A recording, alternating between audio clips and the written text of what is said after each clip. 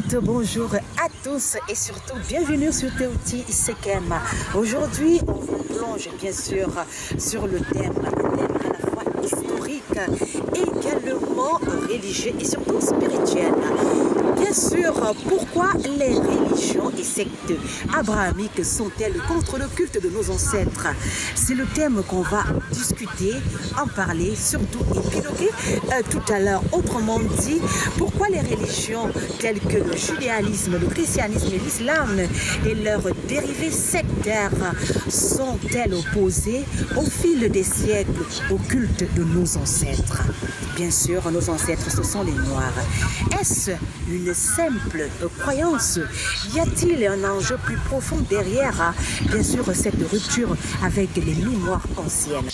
Installez-vous confortablement, on explore tous ensemble avec respect, esprit critique et passion. Bien sûr, c'est le savoir et c'est la connaissance qui commence maintenant. Pour ceux qui prennent Teouti Sekem à l'instant, sachez que bien sûr c'est une toute autre production aujourd'hui.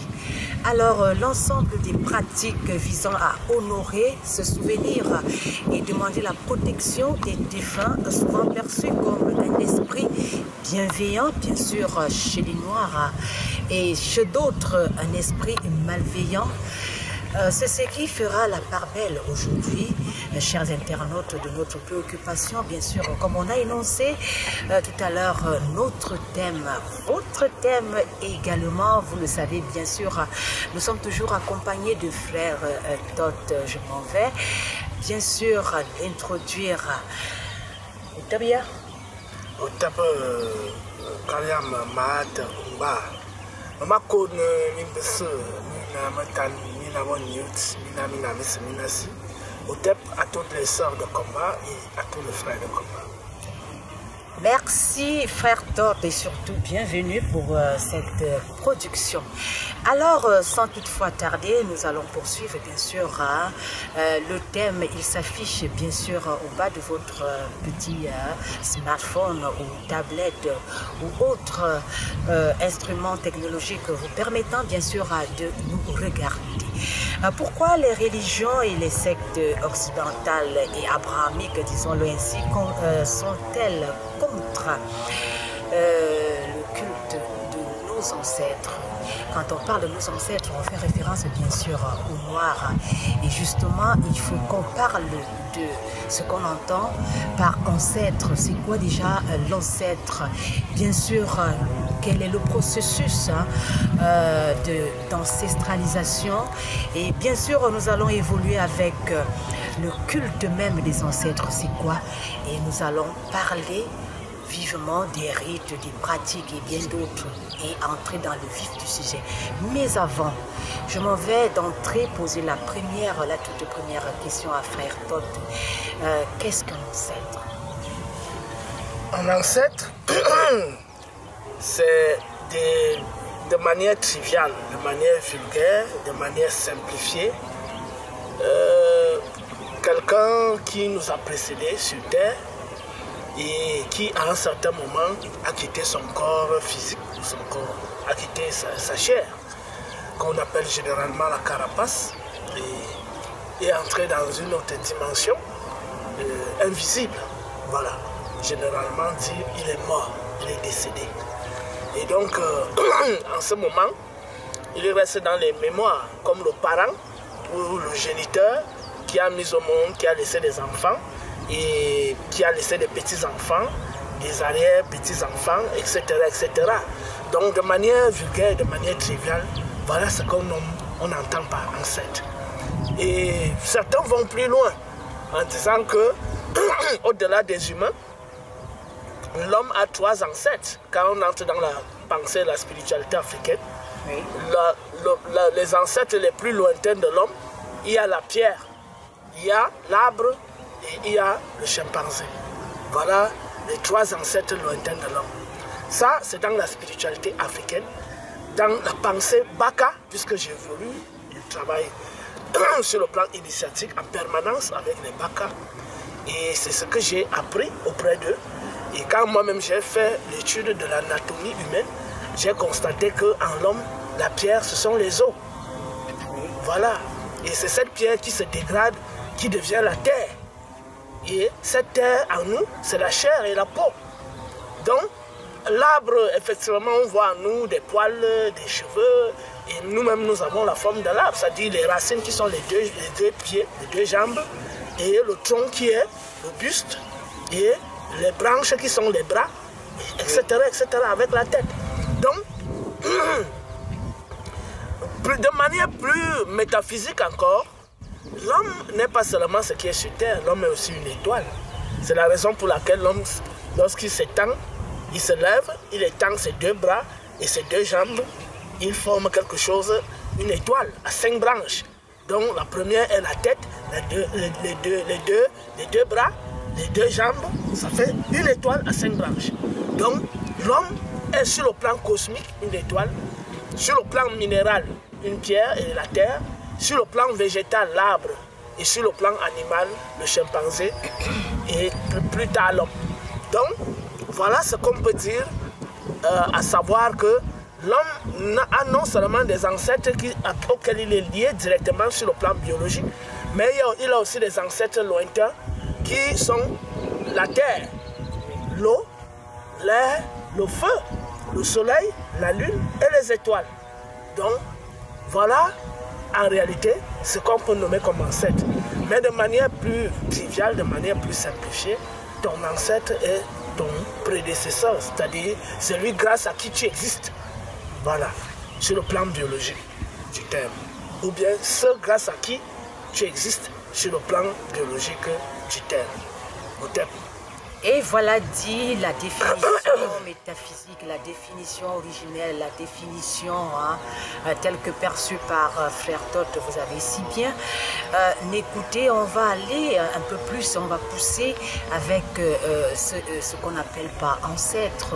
Maintenant, quand on sait qu'on a parlé que l'ancêtre peut aussi être la pierre, le chimpanzé, dans tout ça, ceux qui nous ont précédés, bien sûr, avant nous, c'est-à-dire nos grands-parents, nos aïeux, et qui sont partis l'au-delà. L'au-delà, bien sûr, c'est la mort. Et de l'autre côté de la mort, la décomposition métaphysique, comme on vient de l'entendre, bien sûr. Et il a parlé d'une décomposition, c'est-à-dire... Je m'en vais bien sûr, ça veut dire que c'est un processus pour y arriver à ce qu'on entend par ancêtre. Oui, le processus d'ancestralisation, c'est un rituel. Oui.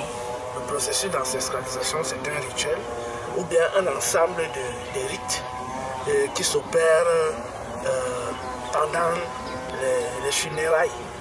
C'est d'ailleurs ce que j'ai eu à pratiquer il y a de cela 3 ans. Lorsque mon père est décédé, et il y a de cela 2 ans, lorsque j'ai commémoré, je crois 1 an et demi, lorsque j'ai commémoré sa première année de décès. Donc, le processus d'ancestralisation consiste tout d'abord à faire le bilan de la vie du défunt. Quel est le bilan de sa vie? Pour qu'il puisse être un ancêtre qu'on peut honorer. Quel est le bilan? Quand on dit processus d'ancestralisation, c'est établir, avant d'opérer des rites, il faut d'abord établir le bilan de sa vie. Chez nous, les Bétis, le sous-groupe des Bantous, on dit Moranemot, Nina Amanang, Amalonda, Abaminga, Amawabong, Abonapuk. Ça veut dire que l'homme est homme. Lorsqu'il a grandi, il a bâti une maison. Il a épousé une femme, il a fait des enfants et il a créé des champs de plantation. Maintenant, les autres éléments qui arrivent après, on sait très bien que pour grandir, il faut passer par une éducation. Donc il y a une sociale, c'est ça qu'on appelle la socialisation. Et les petits-enfants de 0 à 6 ans sont d'abord élevés par leur maman. Et ainsi, à partir de 7 ans, la jeune fille rejoint le groupe des femmes pour suivre ses initiations à partir de 7 ans. Et le jeune homme, à partir de 9 ans, rejoint le groupe des hommes pour suivre ses initiations auprès des hommes. Mais c'est sa maman qui l'introduit là-bas. Et lorsque il doit être couronné en tant qu'initié à un certain stade, c'est sa mère qui vient participer au couronnement de son initiation ou de sa série d'initiation. Donc, l'homme est homme, puisqu'on suppose que l'homme, c'est-à-dire le masculin, il est un guerrier, c'est lui qui se bat pour protéger, c'est-à-dire nourrir sa famille. La maman, elle fait des plantations, c'est vrai, mais elle ne va pas à la chasse, elle ne va pas faire la guerre. C'est vrai qu'à un certain moment, on a aussi eu des Amazones qui partaient faire la guerre, mais la femme n'est pas née pour ce genre d'activité. Elle est née tout d'abord pour être le pilier de la famille, c'est-à-dire celle qui inculque la première éducation, celle qui prend soin de la famille en cuisinant des bons mets, des bons repas pour nourrir le mari et les enfants, pour nourrir la famille au sens global. Et celle qui prodigue des bons conseils et celle qui protège aussi sur le plan spirituel. Parce que une bonne femme initiée, elle protège son mari contre les attaques des sorciers.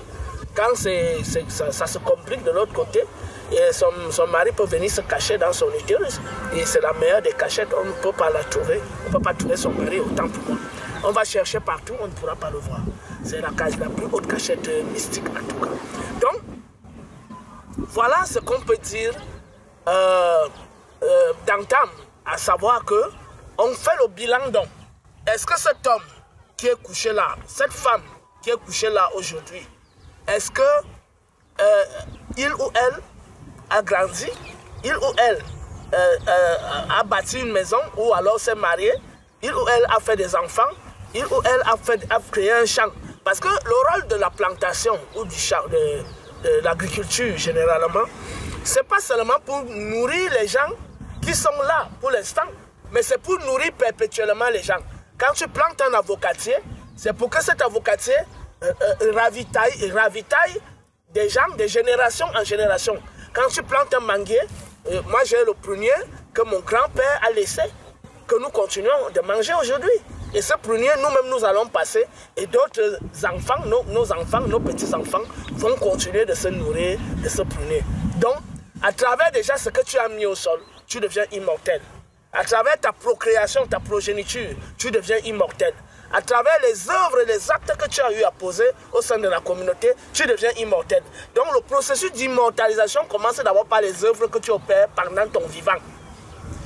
Donc c'est un processus. L'ancestralisation, ce n'est pas simplement les rites qu'on fait quand quelqu'un est décédé.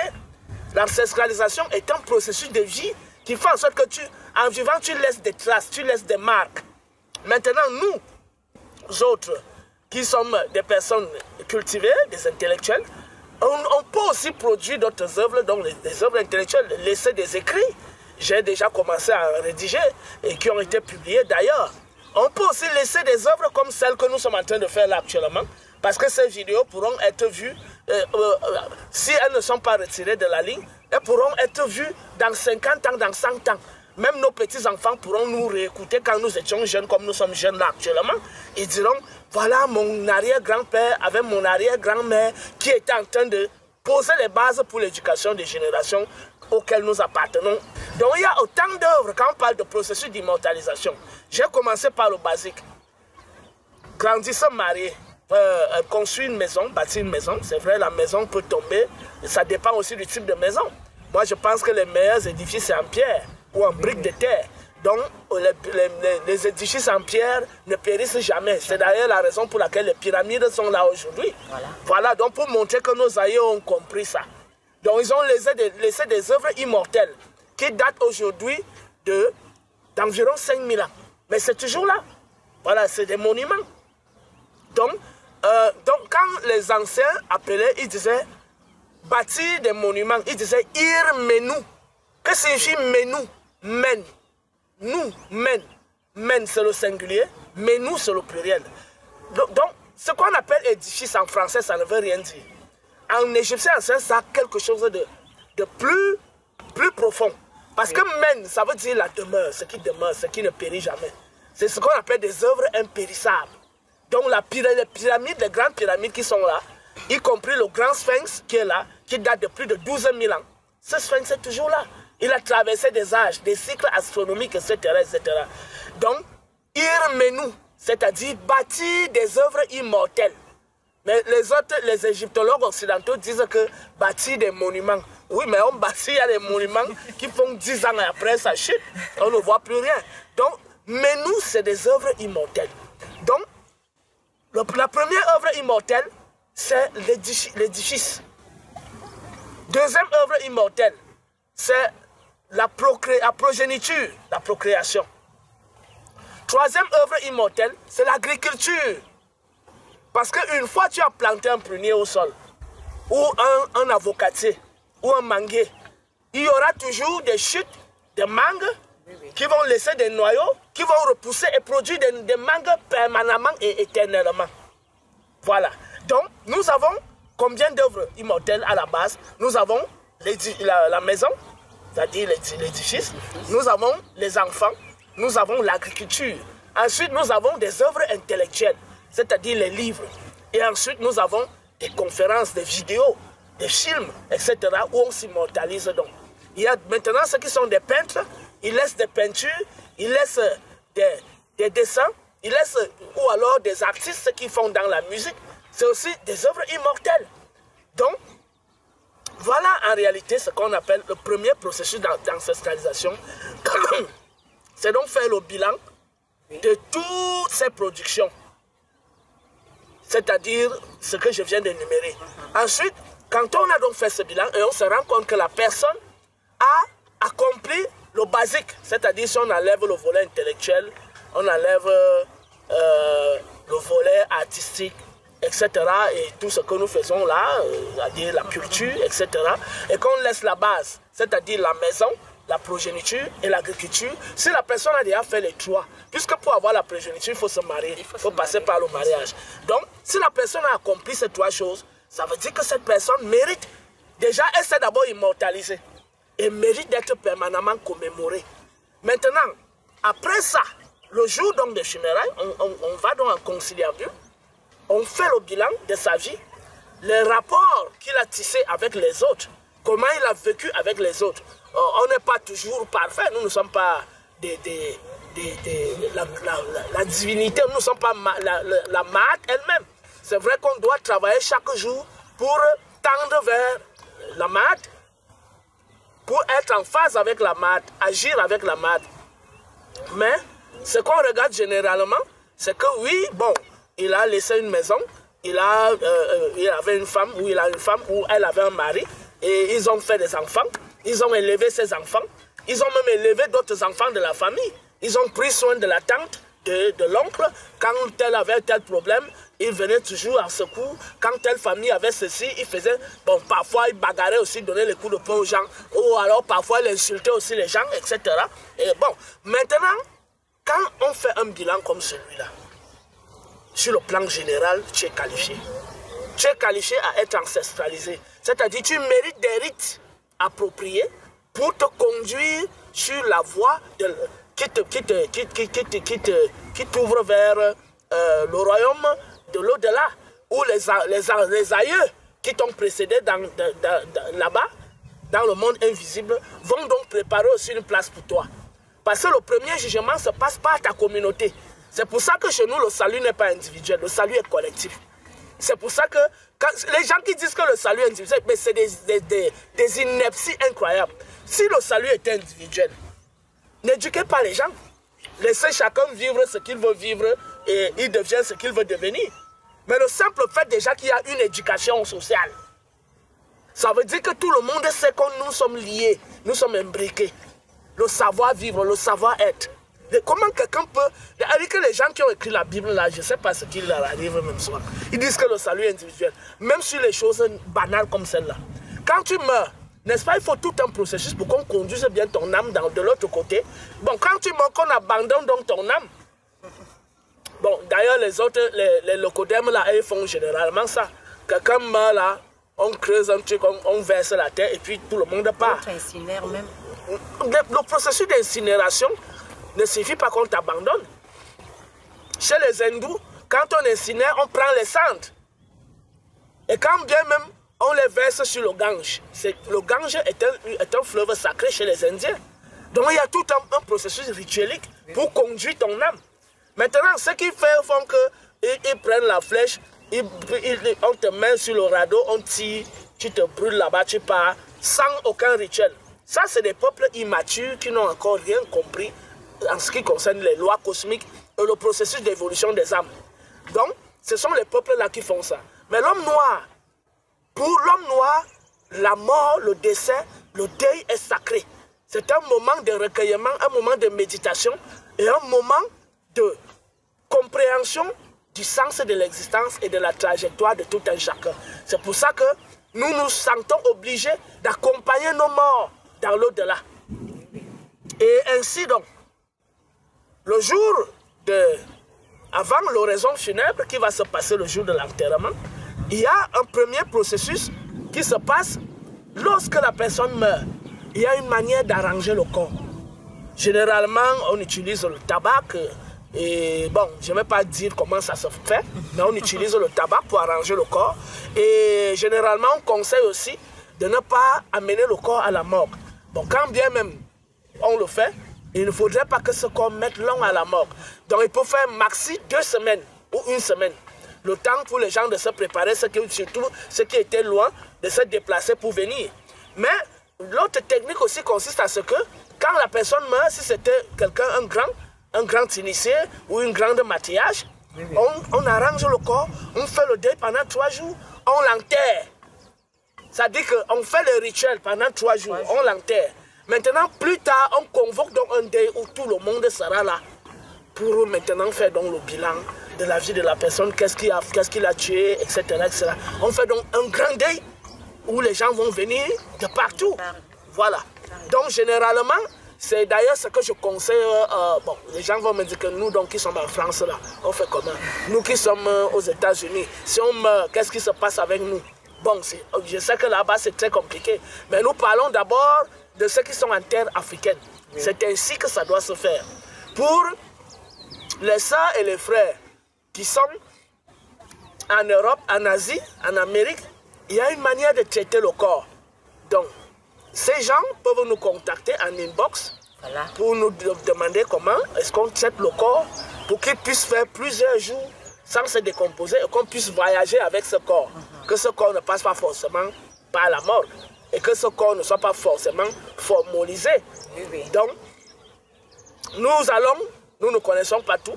Nous allons leur dire le peu que nous connaissons et nous allons les mettre aussi en contact avec nos papas qui sont aussi très avancés dans l'initiation pour les éclairer davantage.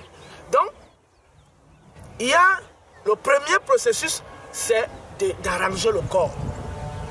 Le deuxième processus, c'est de choisir le jour de l'enterrement. On n'enterre pas n'importe quel jour. Et chaque communauté a ses jours sacrés. N'est-ce pas? Ben, je ne pense pas que chez les chrétiens, ils vont accepter d'enterrer les gens le dimanche. Mais nous aussi, nous avons des jours sacrés chez nous, les Bétis. De même, nos frères Pamileke ont leurs jours sacrés, hein, etc. Nos frères béninois, pareil. Il y a des jours où il faut faire des rituels, des jours où il ne faut pas faire des rituels, etc., etc.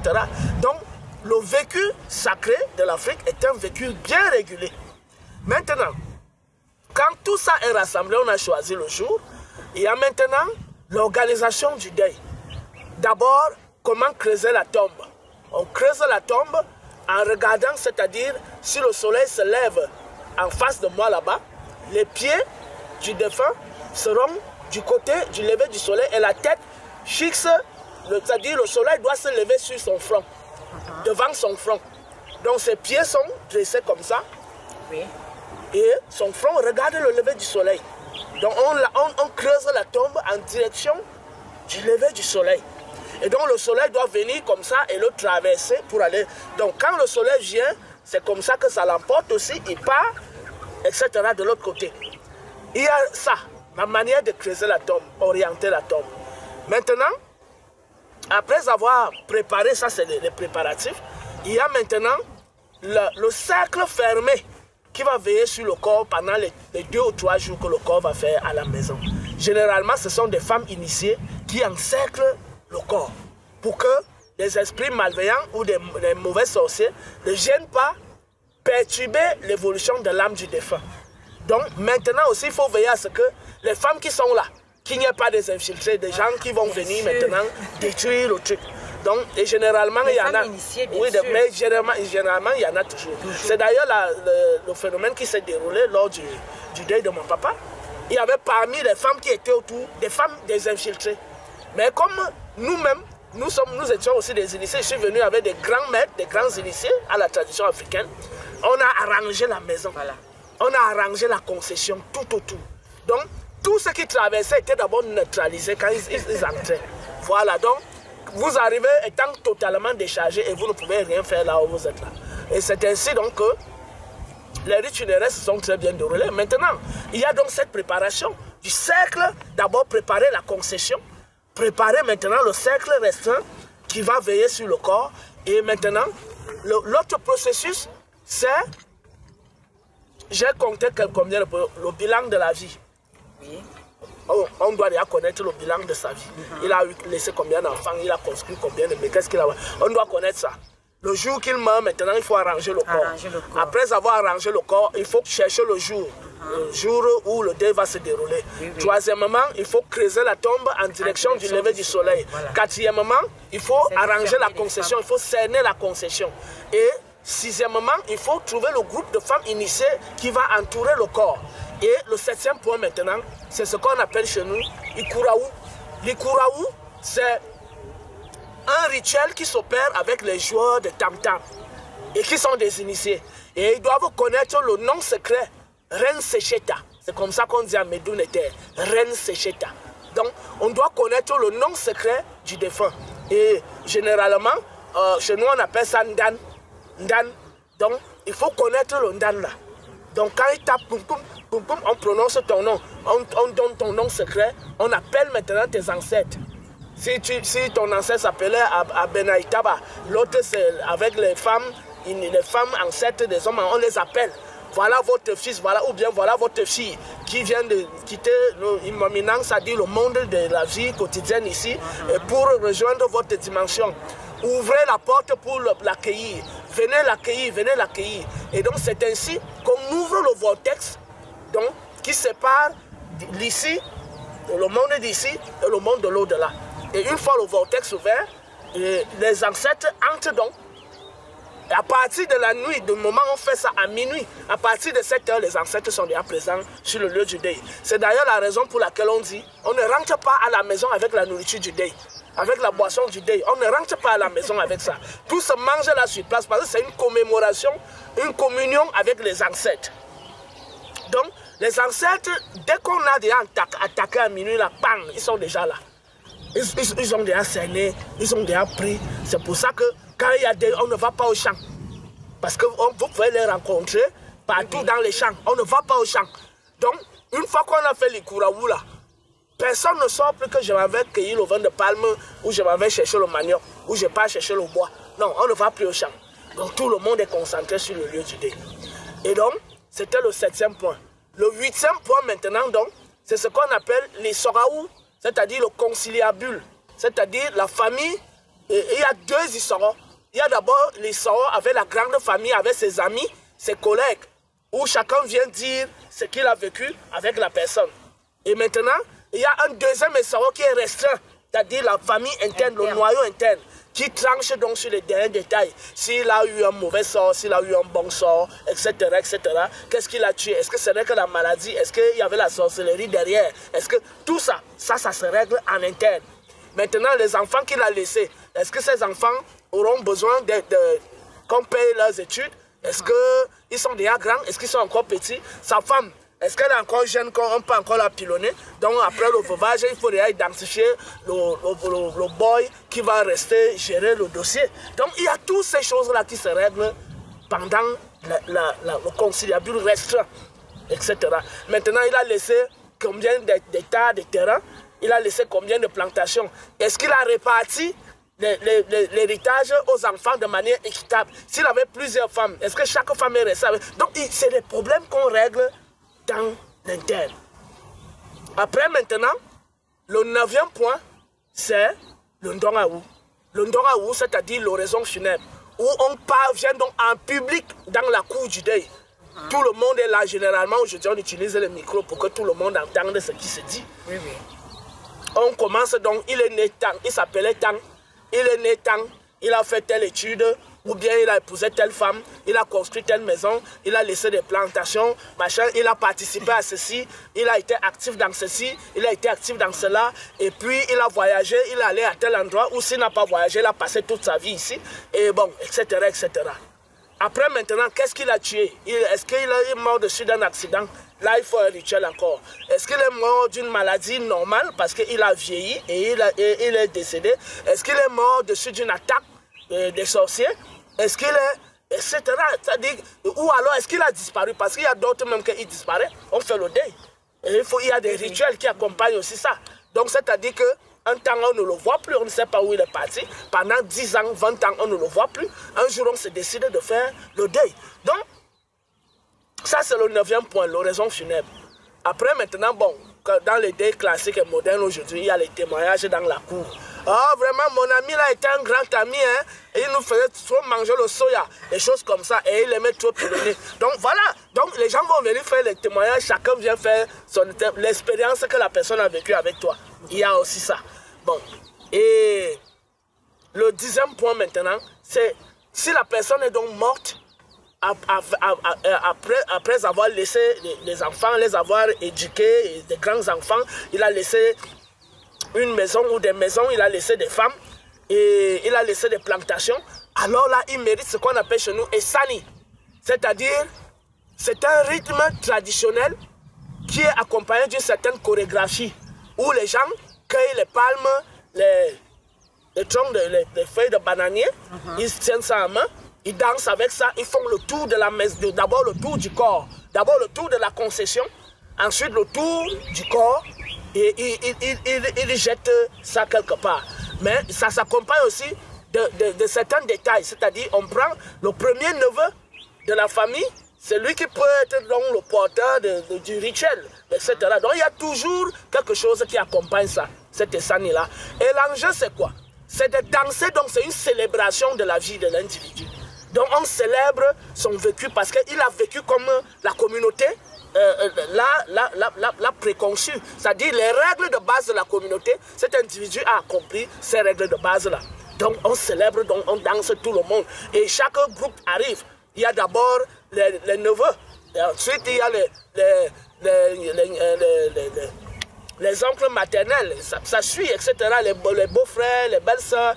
Donc ça fait le tour. Ça fait le tour. Et une fois, cette cadence entamée, même les ancêtres sont dans le rang. En pleine journée, les ancêtres dansent aussi avec vous. Donc après ça alors, maintenant c'est le processus d'inhumation. Donc, on porte donc le corps et c'est la famille restreinte qui part autour de la tombe. Et quand on met le corps en terre, après avoir déjà bien préparé la tombe, parce que parfois c'est un piège cette tombe avec des reptiles. Donc comme ce qui s'est passé lors du deuil de mon papa, ils ont mis, les mauvais sorciers ont mis un margouillat noir et un serpent noir. Et l'enjeu c'était quoi? C'était qu'une fois que le corps commence à se décomposer et que les os du corps commencent à couler du cercueil et que ça arrive au sol, ces reptiles captent donc ces os. Parce que ce sont les capteurs d'énergie. C'est pour ça que les margouillards, les lézards et les serpents sont toujours exposés au soleil pour capter les ondes solaires qui vont leur permettre d'aller chasser la nuit. Donc, c'est ainsi qu'à travers le ruissellement des os du corps, ils vont donc capter l'énergie, l'âme du défunt. Et une fois, après avoir capté cette âme du défunt, on peut donc l'utiliser pour détruire la communauté. Donc c'est ça qui était prévu. Mais comme les initiés étaient là, on a neutralisé ces reptiles avant de... Trouvez-moi quelque chose là pour un lotus, si on peut en avoir. Donc, c'est ainsi donc que ces reptiles ont été neutralisés et ensuite, ils ont été enterrés d'abord, avant maintenant de poser le corps ou le cercueil, etc., etc. Donc, à la suite, on met dans le corps et avant de verser la terre, chaque membre de la famille vient parler et dit son regret, comment on va se séparer bientôt, comment vraiment on regrette que tu nous quittes comme ça, continue. On ne dit pas chez nous, repose en paix. Chez nous, on dit, Va continuer de travailler comme tu as commencé à travailler. Va continuer de travailler afin que derrière ici, tes enfants continuent d'être protégés par toi. Comme tu veillais sur eux pendant ton vivant, que tu continues de veiller sur eux là où tu es là-bas. S'il y a une mauvaise chose qui va arriver, il faut leur signaler ça à travers les songes ou les rêves. Il faut les prévenir du danger. Si quelqu'un est malade et qu'il a besoin de guérison, il faut lui indiquer la plante à cueillir pour pouvoir trouver guérison. Si les sorciers, les mauvais sorciers viennent pour attaquer tes enfants, ta femme et tous ces gens, même la famille, il faut les défendre parce que tu es déjà esprit et tu vois des choses invisibles. Toi et les ancêtres qui êtes là-bas, veillez à ce que nous qui restons ici derrière soyons protégés contre toute attaque spirituelle, etc., etc. Continuez aussi à veiller à ce que nous soyons prospères. Bénissez la terre, que la terre produise beaucoup de vivres et que les enfants soient bénis et qu'ils évoluent dans leurs études et qu'ils évoluent dans leur vie, qu'ils aient beaucoup d'enfants comme vous avez laissé aussi des enfants. Donc chaque personne vient exprimer donc sa volonté parce que ce qui est allongé dans le cercueil là, l'âme du défunt est toujours là. Et je vais vous indiquer comment ça se passe après. Donc, après avoir fait ça, il y a donc, maintenant, quand tout le monde a parlé, les initiés viennent donc sceller la chose. Et la manière dont les initiés scellent la chose, je vais le taire parce qu'on n'est pas ici pour venir dévoiler tous ces secrets. Donc, on commence donc à verser la terre. Pendant ce temps, les initiés sont toujours là, on danse pour accompagner. Parce qu'on ne part pas tant que la terre n'a pas totalement couvert le cercueil. Et jusqu'à un certain niveau, on ne part pas. Donc on est là, on danse, on danse, on danse. Quand on a constaté donc que ça va déjà, à ce moment-là, on peut donc partir, on peut conclure là-bas. Une fois donc qu'on a couvert la terre, il y a donc la cérémonie de clôture du deuil, où les initiés partent donc faire le dernier tour devant les gens qui tapent le tam-tam.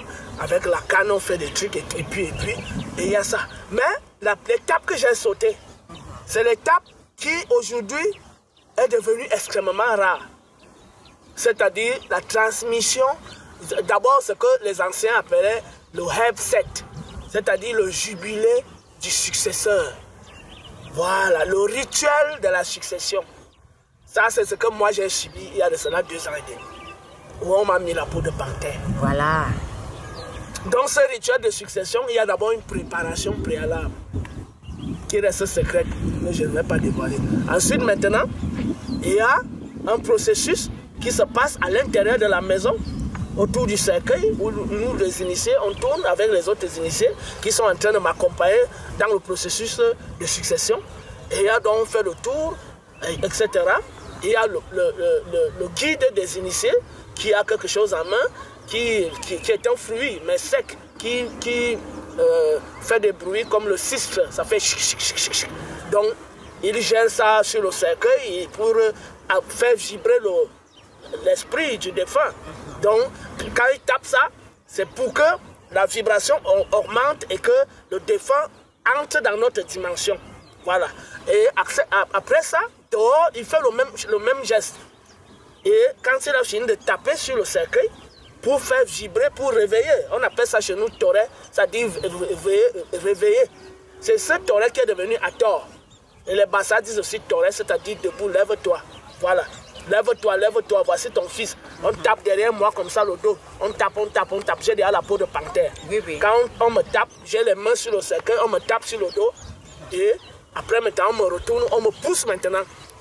Je fais donc le tour du village avec la peau de panthère. Quand je finis de faire le tour du village, le reste des cérémonies donc, que je venais d'énumérer là, se termine. Et une fois qu'on a donc déjà enterré, on vient donc clôturer là où, chez les gars qui tapent le tam-tam, on fait le dernier tour là. Et puis si on a un petit truc à leur donner, on leur donne. Après maintenant, le rite de veuvage va suivre. À partir du jour qui suit, on entame le rite de veuvage. Et le rôle du rite de veuvage, ce n'est pas de séparer la femme de son mari, qu'il est déjà mort et il ne faut plus qu'il vienne te déranger la nuit. Ce n'est pas ça. En fait, c'est les ignorants d'aujourd'hui, influencés par les églises sataniques, les religions sataniques qu'on appelle aujourd'hui le christianisme, le judaïsme et l'islam. C'est à travers ça qu'on a commencé à dire aux gens que les morts sont dangereux, que le veuvage consiste à séparer la femme de son mari. Et que la femme ne pense même plus à son mari, que maintenant c'est Jésus qui est son nouveau mari, ou bien la Vierge Marie qui est devenue son nouveau mari. Donc on est là dans une logique lesbienne. Donc voilà à peu près ce qu'il faut dénoncer en ce qui concerne les propos concernant le rite. L'enjeu du rite de veuvage, c'est de purifier la femme. Le rite de veuvage consiste à purifier la femme, à la régénérer, afin que, bon, si elle est déjà vieille, qu'elle puisse encore mettre un peu de long pour parachever l'éducation des enfants et continuer d'œuvrer au sein de la communauté pour le bien-être de la communauté. Que si elle est encore jeune, on la régénère afin qu'elle puisse encore faire des enfants plus tard. Parce que généralement, ce qui se passe, c'est que la jeune veuve qui reste là, il y a forcément un frère ou quelqu'un de la famille qui peut plaire à cette femme ou bien qui peut s'intéresser. Par exemple, là, il faut qu'il y ait connexion. On n'oblige pas que tu dois épouser telle. C'est la personne de la famille qui te plaît et à qui tu plais. Là, vous pouvez vous unir parce qu'on ne voit pas que le sang de notre frère aille ailleurs.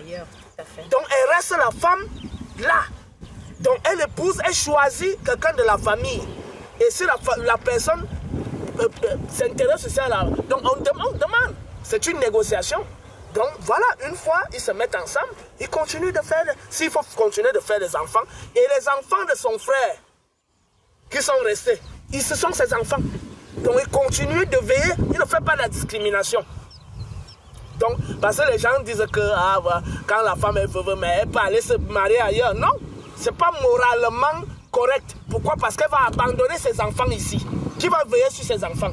Donc, à chaque fois, elle va quitter de là-bas pour venir veiller sur ses enfants. Cela ne se peut. Donc, il vaut mieux rester là. Elle s'occupe des terres, des plantations que son mari a laissées. Elle s'occupe de ses enfants, etc. C'est la chose la plus logique qui soit. C'est-à-dire que les gens sont souvent dans des réflexions. Je ne sais pas comment qualifier ça. Donc, voilà. À peu près, le rite de veuvage consiste donc maintenant à purifier la femme. Il faut la purifier parce que les énergies du deuil sont des énergies impures. Hein?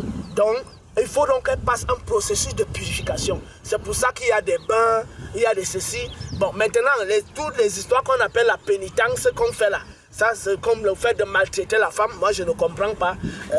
Vraiment, il y a aussi des choses à dénoncer. Le rite de veuvage doit consister à purifier la femme et à la régénérer pour qu'elle puisse continuer d'œuvrer comme elle l'œuvrait avec son mari, qu'elle puisse continuer d'œuvrer positivement pour la prospérité de la famille. Après cette cérémonie, donc, un an plus tard, le jour de la commémoration du premier anniversaire, ce que j'ai fait.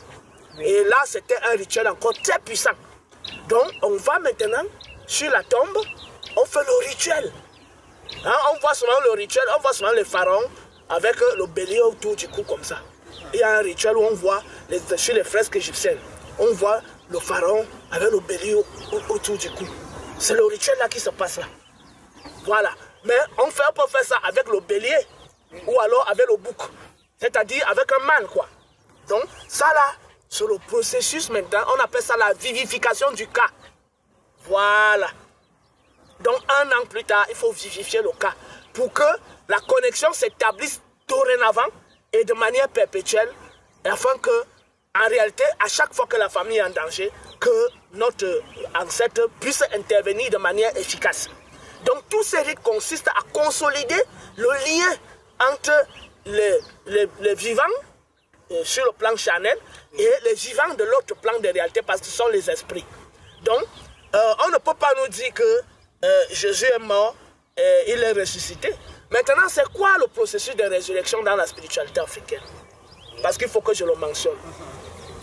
Lorsque on enterre dans le mort, avant de faire la vivification du cas que je venais de mentionner là, quand on l'a enterré, le troisième jour après l'enterrement, l'âme du défunt sort, ça se pose sur la tombe.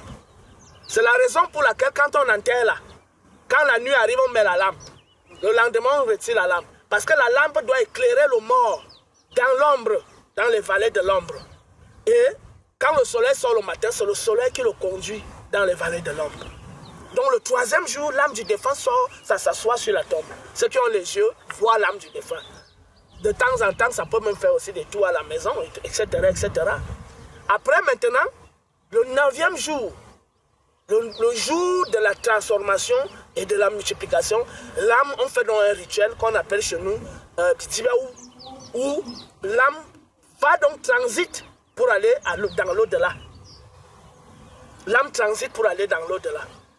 Donc, et il y a une étape aussi que j'ai oubliée, après l'enterrement, pour confirmer que les ancêtres sont contents de la vie du défunt, etc. Les corbeaux viennent en masse pour récupérer donc l'âme du défunt et le conduire. Après, on voit ces corbeaux aller. Ça, c'est ce qui s'est passé pendant le deuil de mon papa. Et quand même on m'avait tapé sur le dos, quand j'ai arrêté le cercueil, une fois, on m'a tapé, tac, tac, tac. Quand on m'a poussé, dès que j'ai fait 5 pas, j'ai senti l'odeur du Ntontolo. Ntontolo, c'est une grosse fourmi qui a une odeur forte, qui vit dans la brousse. Donc, là où on était dans la cour, là, il n'y avait pas ça. Donc, et on nous dit chez nous que quand tu sens cette odeur, c'est la présence de l'esprit. Donc, quand on m'a transmis ça, bang, j'ai dit que ça, c'est un rituel vrai. Parce que là, on n'est pas dans les approximations. Moi-même, je vois. Donc, on appelle ça la transmission, c'est-à-dire la connexion. Pour que quand il est là-bas, il soit connecté à toi, que tu sois connecté à lui. Il peut te donner des informations. Et toi aussi, de temps en temps, tu dois faire des commémorations. Chaque fois que tu bois, tu verses un peu au sol. Chaque fois que tu manges, tu mets un peu au sol, etc. etc. Donc voilà les étapes que j'ai traversées. Maintenant, le 9e jour, donc, on fait un dernier rituel. Parce qu'il sort de la tombe le 3e jour. C'est ça que les autres ont récupéré, qu'il est ressuscité avec son corps et qu'il est monté au ciel avec son corps. Alors que dans le même livre, on dit que la chair et le sang n'héritent pas le royaume de Dieu. Donc Jésus ne peut pas aller au royaume de Dieu avec le corps physique. Donc il ne peut monter, il peut donc c'est le phénomène-là qu'ils ont récupéré maintenant. Ils disent que le 3e jour, il ressuscita des morts, alors qu'en réalité, le 3e jour, on sort de la tombe, on se met là. On attend le 9e jour maintenant pour commencer donc le processus d'évolution dans le monde des ancêtres, etc. etc. Voilà ce qu'on appelle la résurrection. En réalité, pas seulement chez nous. La vraie résurrection, c'est ça. Chaque personne, dès qu'on la met au sol, le 3e jour, elle sort.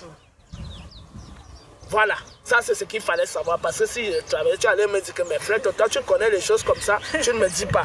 Ah bon, je ne cause pas seulement avec toi, je cause aussi avec les frères et les sœurs qui nous écoutent là actuellement. Au thème. Donc, voilà. Comme j'étais en train de le dire, en réalité, voilà, maintenant, un an plus tard, il y a donc la vivification du cas. Oui. Où on égorge donc le bélier sur la tombe. Ou bien, et le successeur arrête ça comme ça. Autour du cou, on égorge ça. Voilà. Maintenant, ça, c'est les détails que je ne vais pas donner. Mais sachez que ça se passe sur la tombe. D'accord. Il y a les gens qui écoutent là, ils attendent qu'ils commencent à dévoiler tous les... Je ne vais pas dévoiler tous les secrets ici. Pas aujourd'hui. Donc, après, maintenant, il y a donc maintenant une grosse marmite de plantes, machin qu'on mélange pour clôturer les trucs. Il y a d'autres trucs qu'on fait après là. Et après, maintenant, il y a des choses que tu dois rentrer avec. Voilà. Il y a des choses de ton père que tu dois avoir. Peut-être un habit qu'il a laissé, qu'il a porté, mais qui n'a pas été lavé. Oui. C'est-à-dire sa chair est restée sur ça. Ou une canne qu'il a utilisée. Tu rentres avec toi le succès, tu dois avoir ça. Et il y a d'autres choses encore que tu dois rentrer. Pas les choses du corps de ton père, mais des choses qui ont été faites pendant le rituel là. Qu'on te donne des pierres, qu'on te donne pour rentrer avec et d'autres choses encore que je ne peux pas donner comme détail. Donc voilà à peu près. Et maintenant, chaque fois, il faut faire des rituels de commémoration. Donc le jour de sa mort, il faut toujours faire des rituels. Donc le contact est donc établi. Et voilà ce qu'on appelle le processus d'ancestralisation. Otep. Otep, congratulations.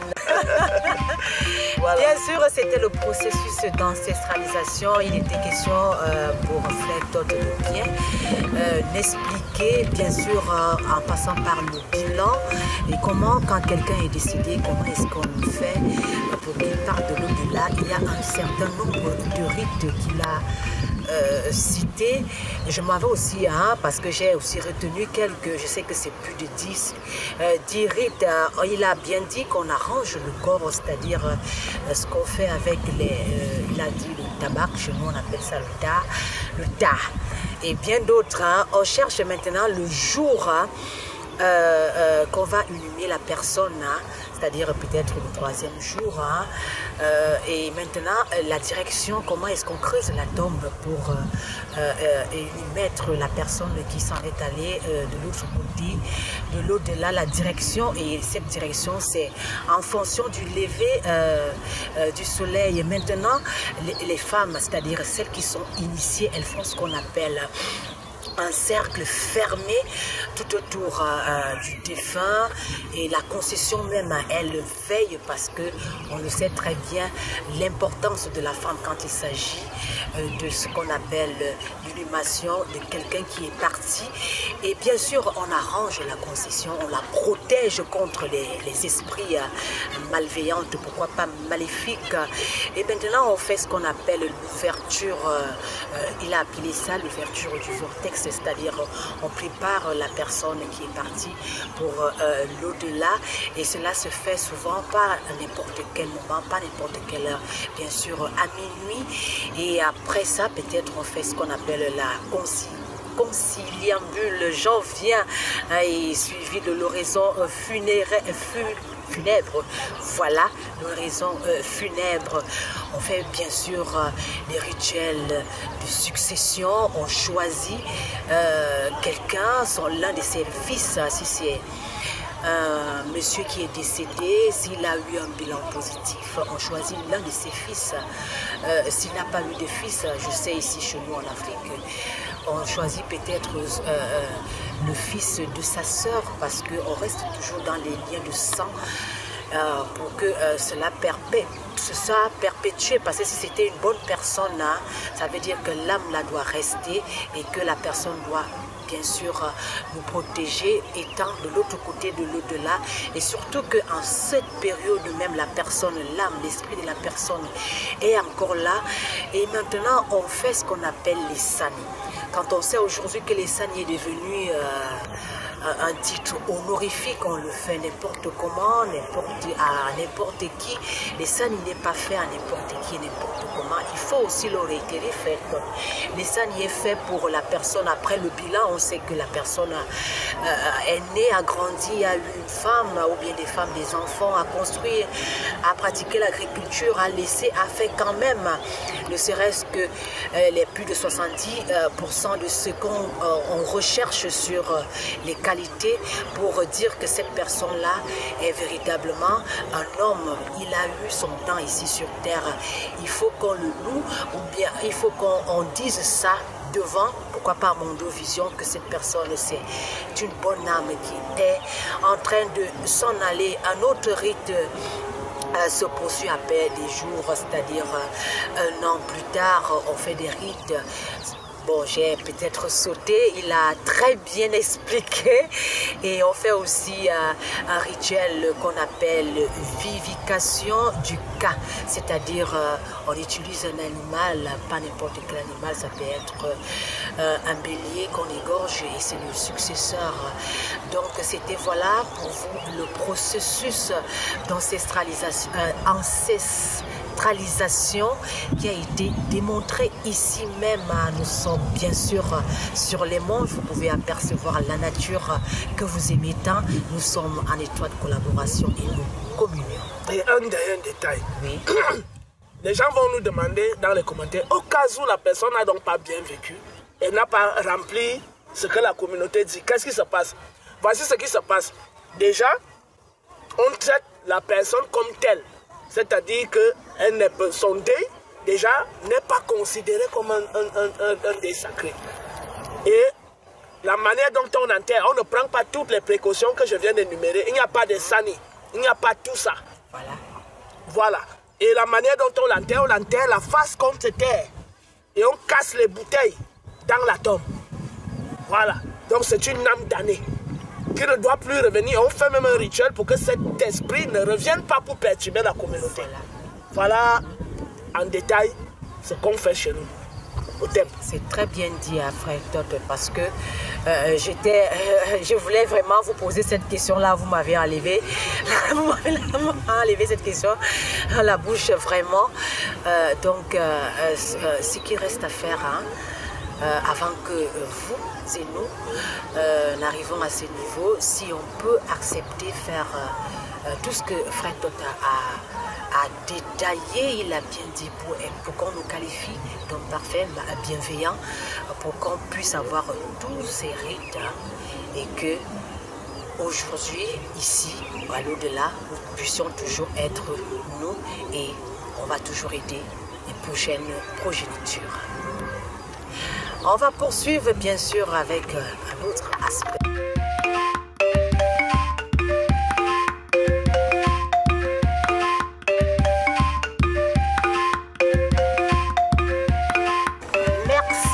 Ce que vous faites pour nous, vos likes, vos commentaires, vos vues, sachez que c'est un combat, c'est le nôtre, c'est également le vôtre. Nous parlons aujourd'hui du culte des ancêtres. Il a défini ce qu'on entend par le culte des ancêtres. Ce que nous pouvons retenir ici, bien sûr, c'est que c'est un système spirituel fondé sur la mémoire, la continuité et la relation avec les morts. C'est un lien. Et de ce lien, il faut dire le lien entre les vivants, les morts et la divinité, pourquoi pas, la Mahat. Nous allons poursuivre faire d'autres, bien sûr. On va parler cette fois-ci des rites qui accompagnent le culte de nos ancêtres. Quels sont ces rites?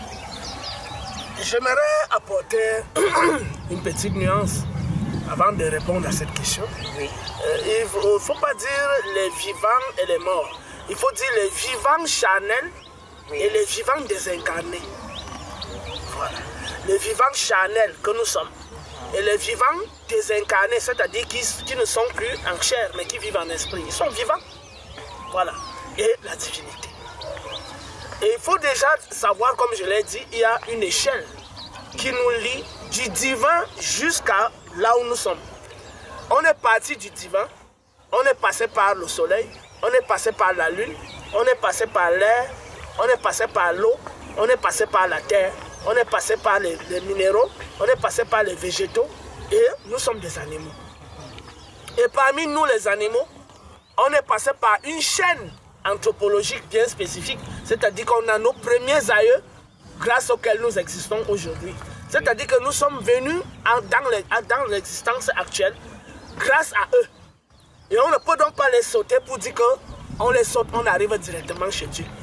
Parce que si Dieu voulait faire ce miracle-là, il devait faire que nous quittons directement chez lui à travers le tonnerre et l'éclair. Tang, ça frappe le sol et nous apparaissons. Effectivement, on commence à dire que bon, où est Garoua? Où est Tokyo? Où est New York? Non, on est passé par une généalogie. Et c'est de la même manière qu'à travers cette généalogie, on reçut le processus à rebours pour retourner au Bercail, c'est-à-dire au monde des Ikembu Sekou, c'est-à-dire des étoiles impérissables, c'est-à-dire des immortels, le royaume des immortels, le royaume d'Osiris, c'est-à-dire des Maakeru et des Ikembu Sekou, des justiciers de voix et des étoiles impérissables, c'est-à-dire des immortels. Il y a donc ce lien stratifié partant du divin, en passant par les recteurs cosmiques, les astres, en passant par les éléments, en passant par les minéraux, les végétaux, en passant par les animaux et surtout en passant par nos ancêtres. Nous existons grâce à eux et nous devons, c'est un devoir obligatoire, c'est une obligation de les commémorer en permanence et eux aussi sont obligés de l'autre côté de porter assistance à chaque fois. Il n'est donc pas question d'établir une rupture en disant les morts. Ils ne sont pas des morts. Ils sont des vivants désincarnés. C'est des expressions auxquelles on doit s'habituer. Comment entretenir des relations avec nos vivants désincarnés? Comment nous, les vivants incarnés, devons-nous entretenir des relations avec nos vivants désincarnés? Donc, une fois qu'on va commencer à parler comme ça, les gens qui disent qu'on voue le culte aux morts vont tomber eux-mêmes de la nuée et vont comprendre que nous sommes devenus éveillés maintenant. Pas les églises de sommeil qu'on appelait les églises de réveil. Les vrais éveillés, c'est-à-dire les gens conscients de ce qu'ils disent, de ce qu'ils font, et de ce qu'il pratique. Voilà. Voilà ce qu'il fallait dire. Maintenant, parmi les rites qui accompagnent dans le culte des ancêtres, ces rites sont diversifiés. Déjà, j'ai commencé à étaler ça. Oui. Comment préparer les funérailles, comment faire le rituel de commémoration un an après. C'est déjà le culte des ancêtres. Donc il y a des rites, un ensemble de rites qui s'accompagnent. Maintenant, les détails en ce qui concerne les rituels. Il faut déjà avoir un élément qui appartient à nos ancêtres. C'est-à-dire, si ton père est décédé, si ton grand-père ou ta grand-mère, tu dois avoir quelque chose qui a gardé son ADN. Donc ça peut être un habit qu'elle avait porté quand elle vivait encore, mais qu'on n'a pas lavé. Sa chair est restée sur l'habit. Ça peut être les boucles d'oreilles qu'elle avait portées. Ça a son ADN. Ça peut être peut-être le jour où elle vivait, elle s'est rasé la tête. On a gardé ses cheveux. Parce qu'il faut aussi le faire. Quand tu te rases souvent, il faut avoir une petite boîte où tu gardes tes cheveux. Ou bien les ongles. Oui. Donc on peut utiliser ça plus tard. On n'a pas besoin de couper ça quand tu es mort. Il faut que ce que tu avais étant vivant, où ton taux vibratoire était encore élevé, parce que le taux vibratoire des morts est bas. Oui. Il faut qu'on garde des choses de toi, pas quand tu es malade, quand tu es en bonne santé. Voilà, ça c'est des choses que je suis en train de dire qui sont très importantes. Chacun de nous doit avoir une petite boîte où il a gardé ses ongles. Quelques ongles, pas les ongles peut-être des 10 doigts. Hein, parce qu'il faut les 2 mains. Voilà. Ou alors quelques cheveux. Vous mettez ça là. Donc, le jour où vous partez, on a votre ADN. Et ça devient le code d'accès. Voilà, on a votre ADN. Donc, même si on ne peut pas forcément se placer sur la tombe, parce que parfois on peut migrer pour aller habiter loin. Mais on a quand même les restes.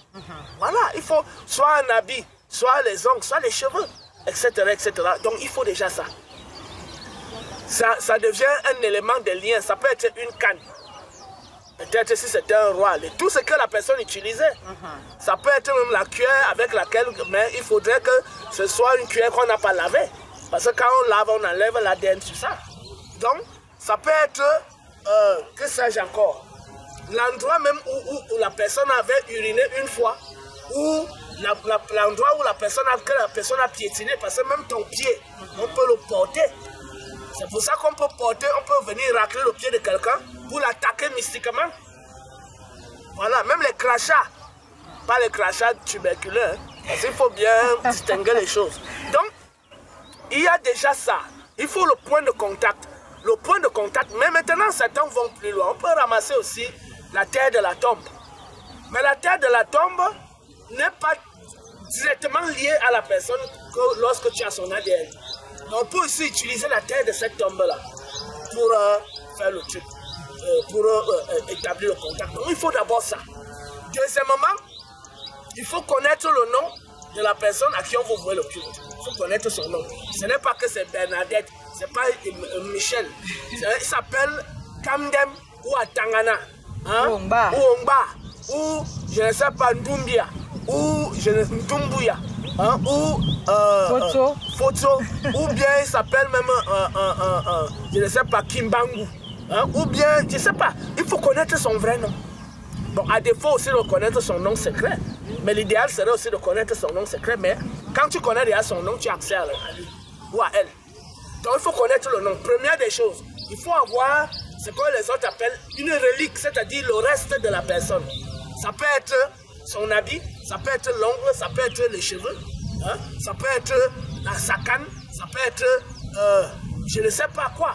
Tout ce qui peut, ça peut être même un collier, un bracelet. Parce que quand tu portes le collier, tu transpires sur ça, ta sueur reste sur ça. Donc ton ADN est déjà sur ça. Donc ça peut être comme je porte mon truc là, hein? Forcément ça a déjà pris mon ADN. Donc mon fils peut rester aussi avec ça. Parce que je ne me lave pas avec ça. Dès que je rentre là, j'enlève, je pose là. Et je transpire constamment sur ça. Donc on peut utiliser ça. Voilà déjà, j'ai dit ce qui a appartenu à la personne. Deuxièmement, il faut connaître son nom. Troisièmement, il faut connaître l'endroit où on a enterré la personne. Bon, à défaut de le faire, si on a déjà ce qu'on a dit, les autres enlèvent le crâne. Chez nos frères de l'Ouest, ils enlèvent le crâne. Bon, les anciens, nos ancêtres de l'Égypte pharaonique, ils momifiaient les corps. Les corps momifiés qu'on trouve encore, c'était des supports de connexion. C'est pour ça que les Blancs sont en train de venir prendre ces momies pour partir avec ça chez eux. Ils disent qu'ils veulent se connecter à Ramsès II. Pour que Ramsès II leur permette de mater ses frères nègres. C'est-à-dire qu'on utilise la momie de notre ancêtre pour lui demander de nous mater, de les aider à nous mater. Voilà donc les choses dans lesquelles les septiens locodèmes sont versés aujourd'hui. Et il y a beaucoup de nègres aussi ici, hein, ceux qui gouvernent nos États, qui sont les PDG, les DG, etc., les ambassadeurs. Eux tous là, ils font le culte à 7. Parce qu'il faut le dénoncer ici. Mais nous appelons les générations futures à s'écarter de cette voie du culte de 7 pour rejoindre le vrai culte d'Osiris. Nous avons notre épervier qui vient nous saluer pour voir effectivement qui apprécie le travail que nous sommes en train de faire. Il est allé se pêcher là-bas, c'est loin au-dessus de là.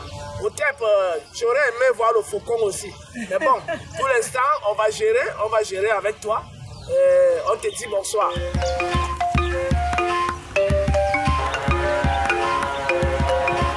Comme je le disais, il faut ce qui appartenait à la personne, il faut le nom, il faut connaître le lieu où on l'a enterré, d'autres retirent les crânes, etc. Maintenant, les choses qu'on utilise pour pratiquer le culte, il y a d'abord la date que j'ai dit, que je venais d'énumérer en amont. Ensuite, il faut des choses qui se mangeaient, que la personne avait l'habitude de manger, ou alors qui appartiennent à la coutume de la personne. Habitude alimentaire. Chez nos frères de l'Ouest, ils utilisent l'huile rouge, c'est-à-dire l'huile de palme. Ils utilisent le riz, ils utilisent le sel. Ils utilisent les repas aussi en général. La cola, le jujube. Voilà. Chez nous, les bêtis, on utilise la nourriture que la personne mangeait, le vin de palme, la cola et le don chez nous. Voilà ce que nous utilisons. Nous utilisons aussi le sel et parfois aussi de l'huile rouge et parfois du riz. Il faut le faire. Il faut donc maintenant aller sur l'autel, si on a l'autel, pour commencer le rituel avec les restes de ce qui appartenait à la personne. Ou alors s'il y a la tombe, on va sur la tombe, on ouvre la tombe, pas qu'on creuse la tombe pour ouvrir. Il y a une manière de traverser la tombe et revenir traverser comme ça. Après on tape les pieds, on appelle, on se présente. Après on commence le processus avec la cola, avec le don, etc. Après maintenant on prend le vin, on verse au niveau de la tête, on verse au milieu, on verse au niveau, après on verse tout autour, on boit aussi avec les autres. Ensuite on prend la nourriture, on jette et on mange, on commémore, on tourne parfois, on tourne autour de la tombe en faisant la même chose. Quand on a terminé, on verse le reste de nourriture là sur place. Donc voilà comment on commémore les ancêtres en permanence et en permanence. Et même quand on est loin, à chaque fois qu'on veut manger, il faut verser un peu au sol. Chaque fois qu'on veut boire quelque chose, il faut verser un peu au sol. Ou alors mettre dans une assiette et poser à côté, etc., etc. Donc, à chaque fois maintenant, avant de dormir, on appelle nos ancêtres, on les appelle au secours qui viennent nous montrer des choses dans les rêves, afin de nous prévenir des dangers, etc., etc. De nous protéger contre les mauvaises attaques. Et de pouvoir nous guider sur le chemin de la médecine, trouver des solutions aux maladies, trouver des solutions même aux problèmes de la famille, etc., etc. Donc, il y a des choses encore beaucoup plus complexes qu'on ne peut pas énumérer totalement parce que ça nous prendrait une journée entière pour le faire. Voilà ce qu'on pouvait qualifier, décliner en ce qui concerne les rites commémoratifs de nos ancêtres. Voilà ce qu'on pouvait dire pour l'instant. Maintenant, je pense que la nature vient encore nous bénir et tout le monde peut constater que quelque chose est en train de se passer de tout naturel au TEP. Au TEP.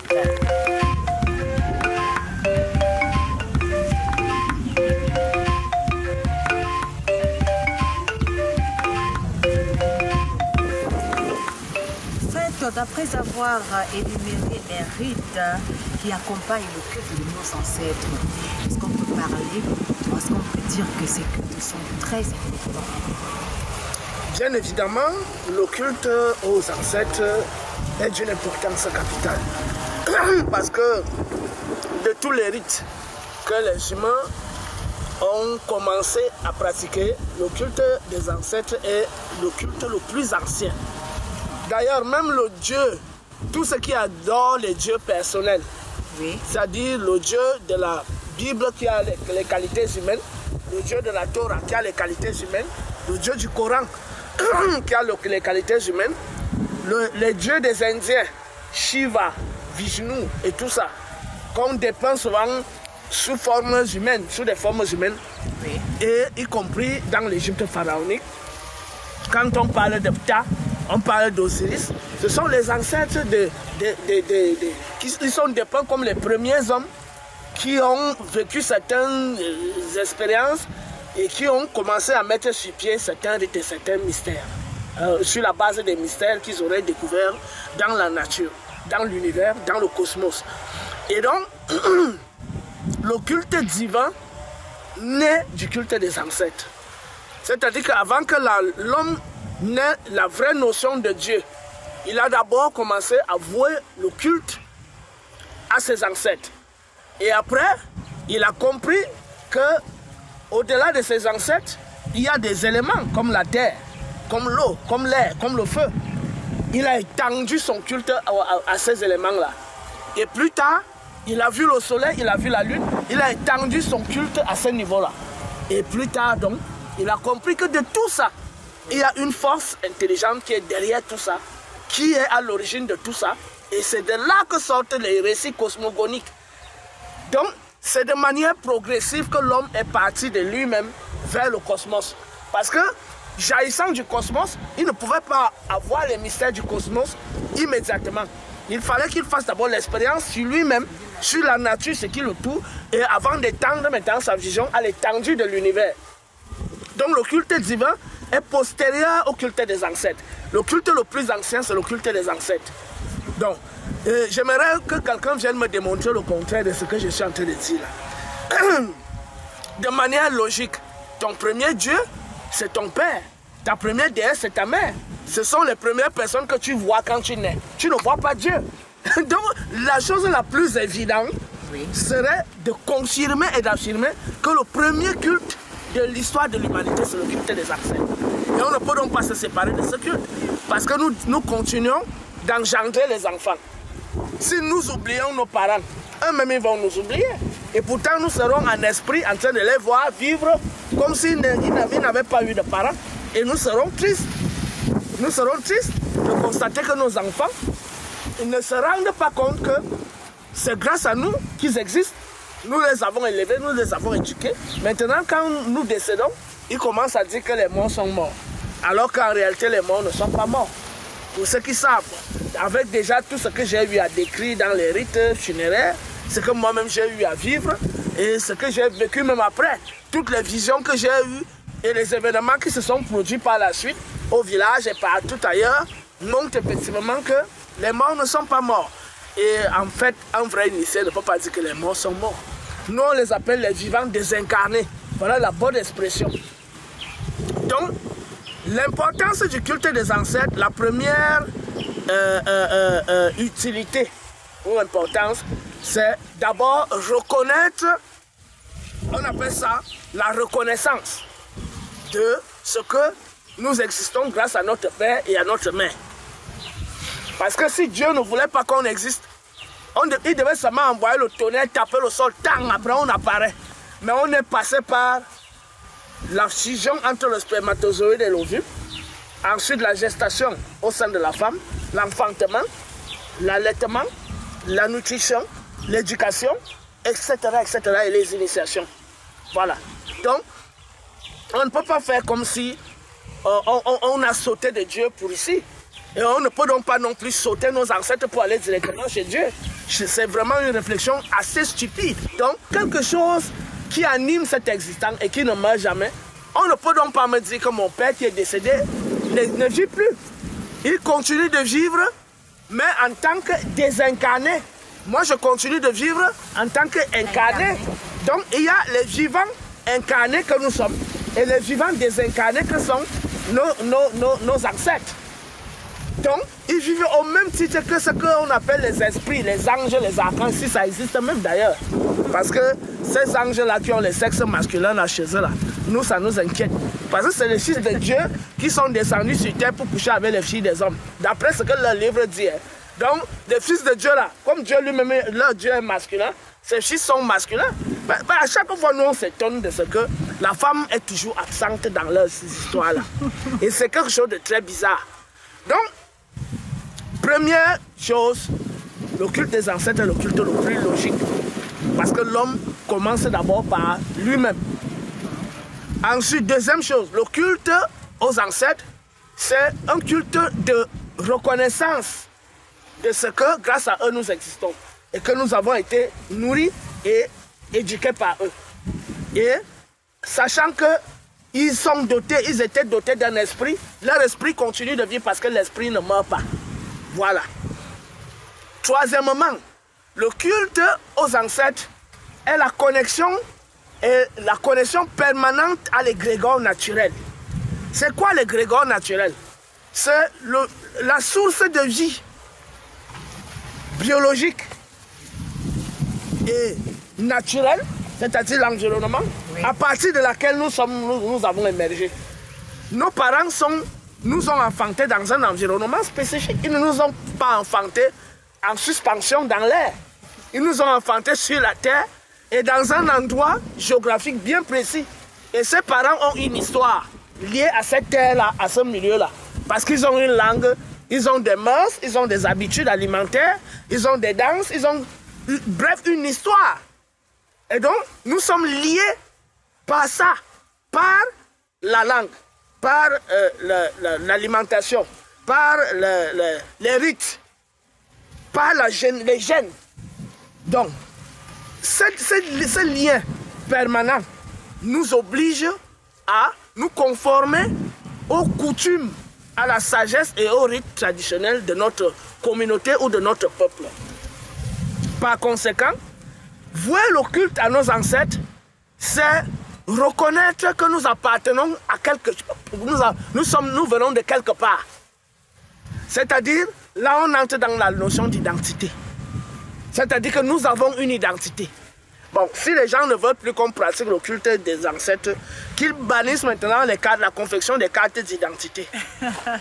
Voilà, parce qu'il faut qu'on parle pour que nous tous on se comprenne. Je suis américain, je suis français, je suis japonais, je suis chinois, je suis camerounais, je suis Betty. Hein? Enlevez les noms des parents. Hein? Vous mettez Yahweh avec Allah comme parent maintenant. Parce que là, je vous mets en défi maintenant. Les gens tiennent des raisonnements bidons où Jésus-Christ dit parent, Jésus-Christ. Et avec qui? La Vierge Marie. Donc, nous allons constater, à tous les niveaux, nous constatons que les gens jouent en réalité avec les esprits des autres. Aussi longtemps que la notion d'identité existera, la notion de culte des ancêtres existera et aura toujours sa pertinence. Le jour où on va bannir les identités, à ce moment donc, je pense qu'on ne pourra plus, on n'aura même plus de nom. Hein? On va seulement souffler comme le vent. Dès que je vois ma personne sous-vivre ou ma hâte, et dit c'est-à-dire les gens n'auront plus de nom, ils n'auront plus de parents, ils n'auront plus d'identité. Donc, dites-moi, les gens qui disent que le culte des ancêtres ne sert à rien, bannissez les cartes d'identité, bannissez vos noms, bannissez les noms de vos parents, quittez même la terre et commencez à flotter dans l'air. Parce que aussi longtemps que vous piétinerez la terre, vous serez liés consciemment ou inconsciemment à eux. Voilà. Aussi longtemps que vous boirez des eaux, vous serez liés consciemment ou inconsciemment à eux.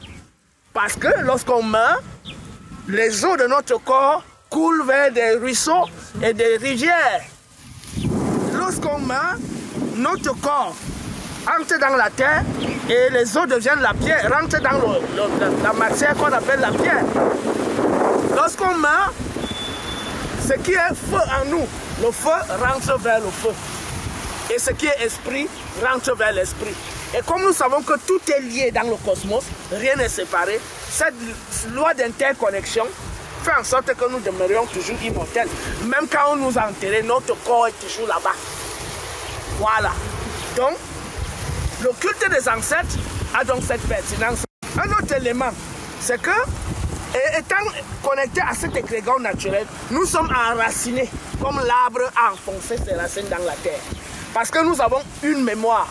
c'est-à-dire une identité. Nous sortons de quelque part. Nous pouvons dire je suis tel, fils de tel et de tel, ou fille de tel et de tel. Je parle telle langue, j'ai telle identité culturelle que je peux proposer et qui peut aussi permettre aux autres de compléter leur connaissance. J'ai quelque chose à proposer aux autres. Quand tu n'as pas d'identité, je ne sais pas ce que tu vas proposer aux gens. Tu vas leur proposer quoi? Rien du tout. Donc tu es comme... Même le vent là même a quelque chose à donner. Parce que c'est grâce au vent qu'on respire. Donc je pense que aussi longtemps que la notion d'identité existera, la notion de culte des ancêtres ou culte aux ancêtres continuera d'exister. L'importance de la connexion donc à l'égrégore naturel, c'est cet enracinement. C'est cette trace généalogique qui nous lie au cosmos, qui nous lie à la nature, qui nous lie au cosmos et qui nous lie au divin. C'est par là que nous sommes venus au monde et c'est grâce à ça, à travers ça, que nous retournons au divin. C'est en passant par le rapport avec nos aïeux qui sont des esprits, c'est-à-dire qui sont des existants désincarnés, qui connaissent maintenant les choses que nous, qui vivons dans le corps actuellement, ne connaissons pas, peuvent donc nous servir, ils peuvent donc nous servir des guides. Lorsque par exemple, on a perdu certains rites, certains trucs pratiques qui peuvent nous permettre de nous élever spirituellement, une fois qu'on a maintenu le lien avec nos ancêtres, dans leur échelle d'élévation, on aura des ouvertures de portes, c'est-à-dire des instructions à travers des visions, à travers des rêves, à travers des inspirations, à travers des, que sais-je encore, des signes dans la nature qui vont nous ouvrir ces portes-là. Et ce sont eux qui sont en œuvre pour que ces portes s'ouvrent. Donc non seulement on est dans la commémoration et la reconnaissance, on est dans l'enracinement à travers l'égrégore naturel et on est dans l'instruction. C'est-à-dire, ils nous instruisent à travers les révélations, à travers des visions, à travers les songes, à travers les signes dans la nature, via les fourmis, via les araignées, via les corbeaux, via tout ça. Ils nous enseignent à travers ces moyens-là. Donc, on ne peut pas sauter nos ancêtres pour dire qu'on part directement chez Dieu, puisqu'on n'a pas quitté chez Dieu pour les sauter et venir exister. Pourquoi le processus inverse dérange les gens? C'est-à-dire qu'ils acceptent qu'ils ont eu des parents. Maintenant, quand il faut se lier au sacré, ils sautent la généalogie pour dire qu'ils sont directement avec Dieu. Je crois que c'est l'un des actes les plus stupides que l'homme puisse poser dans sa vie, en réalité. Et comme je viens de le montrer, avant de découvrir le culte divin, on a commencé par le culte des ancêtres. Et donc c'est le culte le plus pratique et pragmatique. Parce qu'on commence d'abord par un enracinement réel sur le concret et le réel. On peut démontrer que mon père a existé parce que j'existe. On peut démontrer que ma mère a existé parce que j'existe. Plus encore, je les ai vus. Et je les ai vus mourir. Je sais là où ils sont enterrés. Bon, même si c'est un enfant qui est né et qu'on allait le déposer sur une colline et d'autres personnes sont venues le ramasser. Ce qui est sûr, c'est que tant que cet enfant existe, ses parents, cet enfant a eu un père et une mère. Donc c'est la chose la plus importante. Donc le vrai culte spirituel commence d'abord par la pratique. C'est pour ça qu'on va donc graduellement du culte des ancêtres vers le culte des éléments, c'est-à-dire la terre, l'eau, l'air et le feu. Ensuite vers le culte des hauts astres, le soleil, la lune et les étoiles. Et pour finir maintenant, le culte à l'esprit invisible, à la force invisible intelligente. C'est le cumul là-bas. On ne peut donc pas sauter tout ce qui est au milieu ici pour dire qu'on part directement là-bas. C'est l'acte le plus stupide. Moi, je dirais même pas l'un des actes, mais l'acte le plus stupide qui puisse être posé. Et quatrièmement, ça c'était troisièmement. Quatrièmement, l'instruction permanente qui se passe donc entre nos aïeux en fonction de leur évolution spirituelle. Cette instruction nous ouvre les portes d'élévation pour faire évoluer nos consciences et pour mieux connaître les mystères de la nature. Et cinquièmement, le culte des ancêtres nous procure aussi une sécurité. Parce que quand nous sommes en danger, ils veillent sur nous en esprit. Puisque si nous sommes attaqués en esprit, ils vont veiller sur nous en esprit.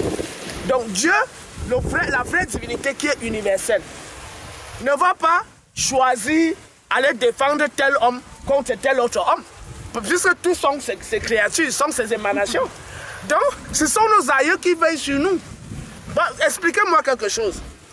Quelqu'un prend un fusil, il dit qu'il part à la guerre. Et il dit qu'il prie Dieu. Pourquoi on ne le tue pas? Mais lui, il part tuer les gens. Et il prie Dieu. C'est quel Dieu qu'il est en train de prier? Donc les autres là que lui part tuer là, ce ne sont pas les enfants de Dieu. C'est lui seul qui est enfant de Dieu. Ou bien il y a un match de football. Après maintenant, on appelle un prêtre ou un pasteur pour venir prier pour que l'équipe du Cameroun gagne l'équipe du Gabon. Donc, on prie Dieu pour favoriser l'équipe du Cameroun au détriment de l'équipe du Gabon. Alors que les Gabonais et les Camerounais sont tous les enfants de Dieu. Donc, c'est des stupidités comme celle-là que je ne comprends pas souvent. C'est-à-dire que une femme se lève, elle dit que Seigneur, pardon, permets que comme je pas parler au type là, tout ce que je vais lui dire au nom de Jésus, qu'il marche comme je veux. Donc, tu pars pour escroquer le gars, il doit te donner l'argent au nom de Jésus, et tu dis que tu as prié Dieu. Voilà donc les choses que nous voyons quotidiennement, où les gens prétendent qu'ils prient Dieu pour que Dieu les protège contre le mal qu'ils peuvent faire aux hommes, ou contre le bien qu'ils peuvent faire aux hommes. Voilà donc les tristes réalités. Par conséquent, on ne peut donc pas dire qu'on saute nos ancêtres pour aller prier directement Dieu. On ne peut pas le dire. Voilà. Donc, ne serait-ce que sur les choses que je viens de dire, l'instruction, les informations, la protection et la connexion, l'enracinement, la reconnaissance, je pense que je peux m'arrêter là pour montrer la pertinence et l'inéluctabilité du culte à nos ancêtres, Otep. Otep, voilà qui est dit. Alors, la religion, bien sûr, pour certains, c'est un système de croyances pratiques et de rites fondés sur une foi en une ou plusieurs divinités. On peut encore dire que les religions organisent une vision du monde, des règles morales et rituels autour d'une relation entre l'humain et le divin. Bien sûr, chers internautes, c'est pour continuer ce qu'on a commencé. Bien sûr, on va aller véritablement dans le fond de la pensée, dans le fond de ce thème qui vous a été proposé aujourd'hui, qui concerne également les sectes abrahamiques, c'est-à-dire les chrétiens, les musulmans et autres personnes. Et je m'en vais bien sûr poser cette question. Pourquoi les religions et sectes abrahamiques ont-elles combattu ou rejeté le culte des ancêtres? Ils continuent même de rejeter ce culte des ancêtres. Est-ce uniquement une position spirituelle ou cela cache-t-il aussi des enjeux culturels et politiques? Bien évidemment, tu as déjà anticipé à certaines choses, tu as ouvert certaines portes. Déjà, ils sont en contradiction avec eux-mêmes. Oui. Premièrement, parce qu'ils disent qu'ils interdisent le culte des ancêtres, qu'on ne doit pas vouer le culte aux morts. Alors que les personnages de leurs livres sont des gens qui sont morts, des personnes qui sont mortes. Je prends l'exemple d'Abraham. Abraham est mort, n'est-ce pas? Isaac est mort, non? Jacob est mort, non? Pourquoi on dit le Dieu d'Abraham, d'Isaac et de Jacob? Pourquoi on ne dit pas simplement Dieu tout court? Ça veut dire qu'il est le Dieu des morts. N'est-ce pas? Bon, ils vont te dire que non, non, non, ils sont dans la nouvelle alliance. Ils sont avec Jésus. Bon, je vais donc leur poser la question. Jésus est mort, vrai ou faux? Ils vont dire que non, il est mort et il est ressuscité. Bon, il est ressuscité comment? En esprit ou bien en chair et en os? Ils vont te dire qu'en chair et en os. Et il est monté au ciel en chair et en os. Là où maintenant tu les attrapes, c'est que tu leur poses maintenant la question. N'est-ce pas votre même livre qui dit le ciel, le royaume des cieux n'hérite pas de la chair et du sang? N'est-ce pas une contradiction? Comment quelqu'un peut donc monter au ciel en chair et en os alors que le royaume des cieux n'hérite pas de la chair et du sang? Donc ça veut dire que s'il a réellement insisté et qu'il est monté au ciel, il est monté au ciel en esprit. Et donc, de la même manière que quand nos gens meurent, le troisième jour, l'esprit sort, ça se pose sur la tombe. Voilà. Et 9 jours plus tard, l'esprit commence le processus d'évolution.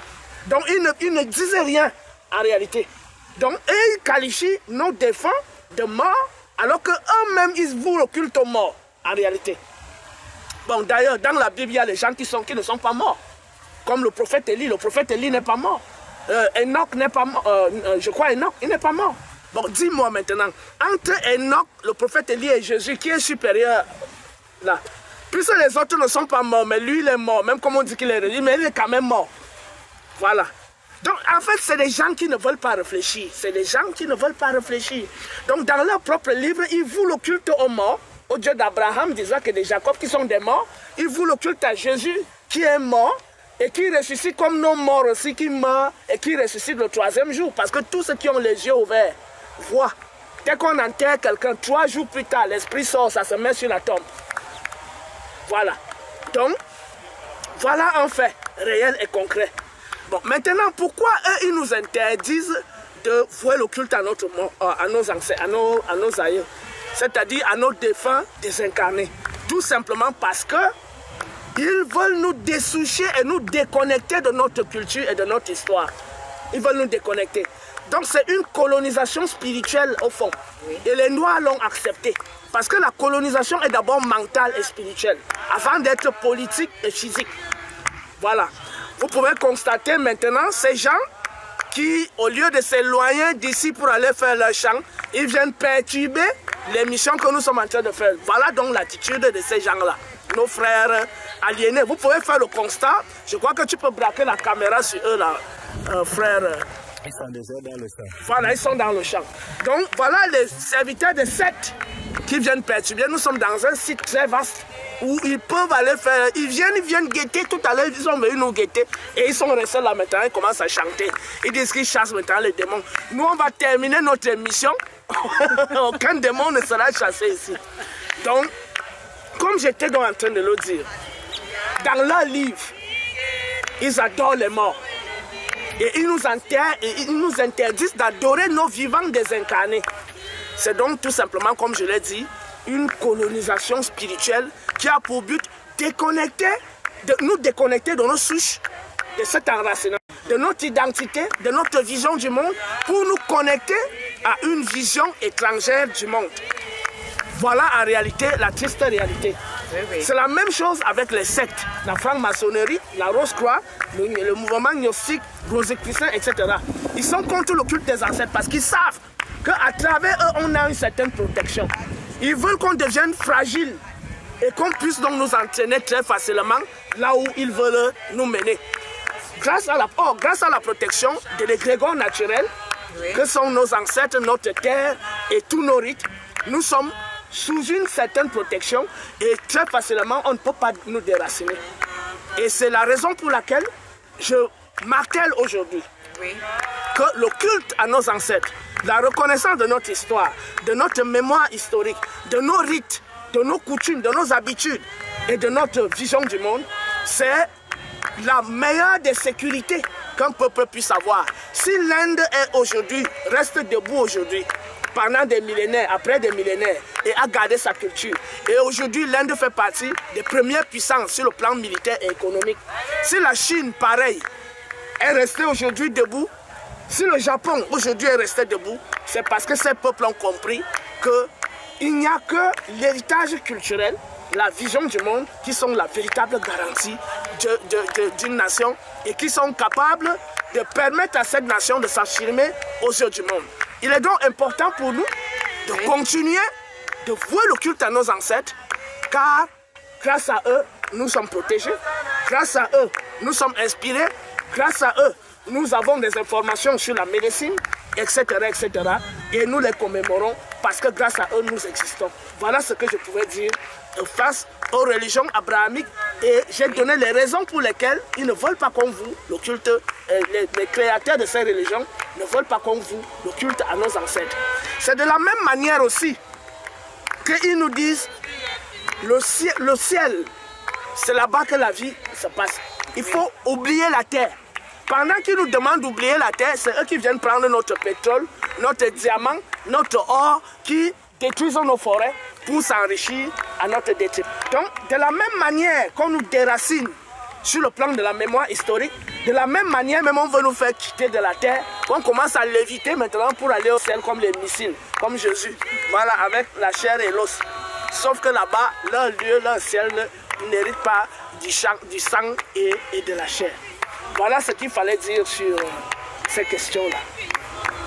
Ainsi va la vie, hein? Il faut toujours se ressourcer et connaître la vraie histoire de ce qui s'est passé avant. Aujourd'hui, on parlait bien sûr du culte de nos ancêtres. On a défini ce qu'on entend par ancêtre. Bien sûr, également le culte. Qu'est-ce qu'un homme, hein? Quand quelqu'un décède, pourquoi qualifie-t-on cet homme d'un être qui a bien vécu et les rites qui vont avec, bien sûr, son inhumation? On a énuméré tellement durant ces 1 heure, plus de 30 minutes. Vous avez aussi appris beaucoup. Ce que nous devons faire, c'est que nos ancêtres restent, bien sûr, nous, c'est-à-dire nos parents, ils régénèrent. Ils sont certes au-delà, mais ils sont toujours avec nous.